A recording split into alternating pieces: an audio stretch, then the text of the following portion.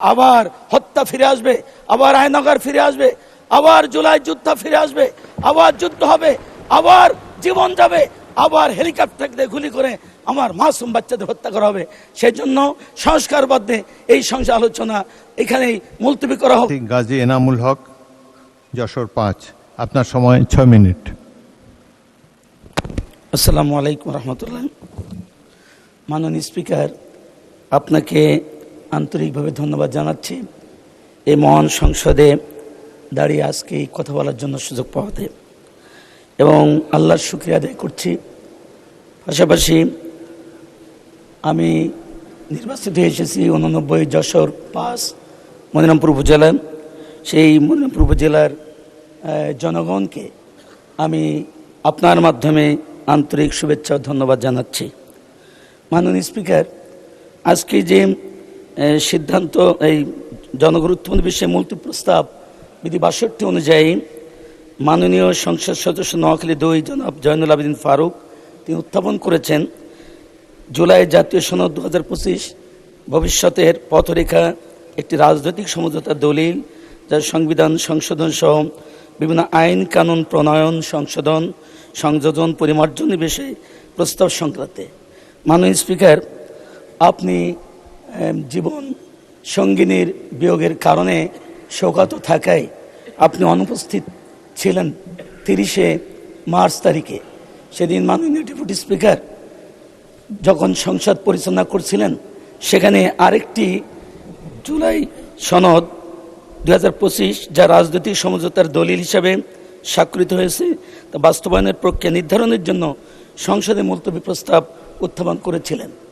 সেদিন সংসদ সভাপতি এটার পরে বলেছিলেন মাগরিবের পরে এটার পরে তিনি সিদ্ধান্ত জানাবেন।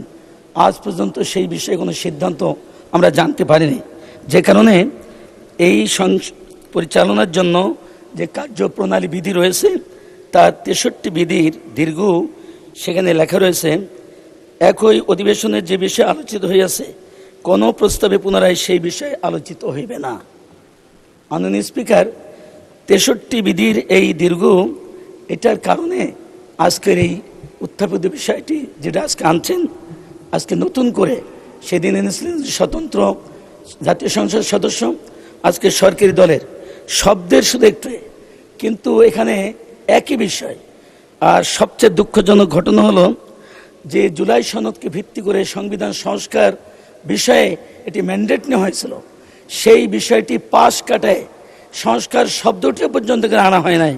অথচ আমরা যে ম্যান্ডেট নিয়েছিলাম রেফারেন্ডামের মাধ্যমে, সেখানে পরিষ্কার লেখা ছিল আপনি কি জুলাই জাতীয় সনদ সংবিধান সংস্কার নট সংশোধন বাস্তবায়ন আদেশ, এটা নিয়ে হা বা না ভোটের যে বিধানটি ছিল, সেখানে এই জনগণ has given us to reform the constitution not for amendment. অথচ সেই বিষয়টাকে একবারে এড়িয়ে যে আজকে সংশোধন তো usual process of constitution under article 142, যে বিষয়টা জন্য কোনো ম্যান্ডেটের প্রয়োজন হয় না, অথচ ম্যান্ডেট নিলাম সংস্কারের, আমরা এখানে আলোচনা করতেছি সংশোধনের, যেটা আলোচনা করে মূলত যে সুপ্রিম উইল অফ পিপল সেটাকে আজকে কবর দিয়ে, আজকে তাকে মৃত্যুর পথে ঠেলে দিয়ে আমরা যেটা স্বাভাবিক পদ্ধতি রয়েছে আমরা গণরায়কে উপেক্ষা করে আমরা আজকে সংসদে আলোচনা করবার জন্য এখানে বিভিন্নভাবে প্রস্তাবনা হচ্ছে।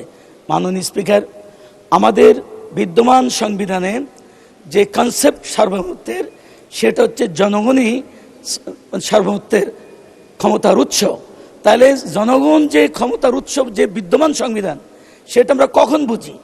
যখন দেশ বিপদে পড়ে, সংবিধান যখন একটা দেশ পরিচালনা করে ব্যর্থ হয়, অভ্যুত্থান, বিপ্লব, তখন গণরায় নয়।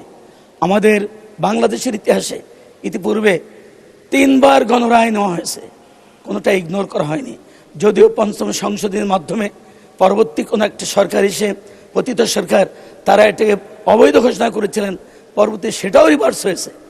কিন্তু আজ দুঃখজনক ঘটনা, পৃথিবীতে যেখানেই সাংবিধানিক রাষ্ট্র ব্যবস্থার চলতে পারে না, অচল হয়ে যায়, তখনই গণরায়ের প্রশ্ন আসে। কিন্তু আমরা গণরায় এই দেশে অতীতে আমরা কোনো সময় ইগনোর হতে দেখিনি, অমান্য করতে দেখিনি, কিন্তু আজকে অতীব সত্য যে আজকে সেই গণরায়কে পর্যন্ত আজকে উপেক্ষা করা হচ্ছে। মাননীয় স্পিকার, আজকে আমি যদি এই মহান পার্লামেন্টের সদস্য হিসেবে কথা না বলতে আসতাম, যদি আমি জনগণের কাতারে থাকতাম, তাহলে আমি নিশ্চয়ই টেলিভিশনের সামনে এই মহান সংসদ নিয়ে আলোচনা আমি দেখতাম। তখন তো আমাকে বলে এলো, ভাই জাতি সংস্কারের জন্য পারমিশন দিল, ক্ষমতা দিল, সেই সংস্কারের কথা বাদ দিয়ে আজকে জুলাই সনদ সংশোধনের নামে আমরা এখানে কালক্ষেপণ করতেছি। এটা জাতি কিভাবে দেখবে? সেই ইতিহাসের কাঠগড়ায় আমরা আসামি হয়ে যাওয়ার আশঙ্কা দরজাটা খুলে দিলাম।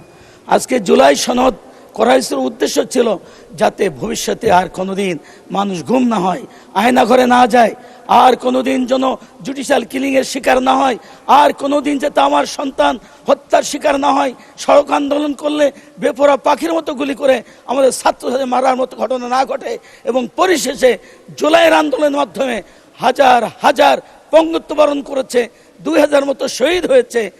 আমি যদি আজকে সংস্কার না হয়, যদি সংসদের পথেই যদি আমরা জেদ ধরে পড়ে থাকি, তাহলে আবার হত্যা ফিরে আসবে, আবার আয়নাগার ফিরে আসবে, আবার জুলাই যুদ্ধ ফিরে আসবে, আবার যুদ্ধ হবে, আবার জীবন যাবে, আবার হেলিকপ্টার দিয়ে গুলি করে আমার মাসুম বাচ্চাদের হত্যা করা হবে। সেই জন্য সংস্কার বাদে এই সংস্কার আলোচনা এখানেই মুলতবি করা হোক।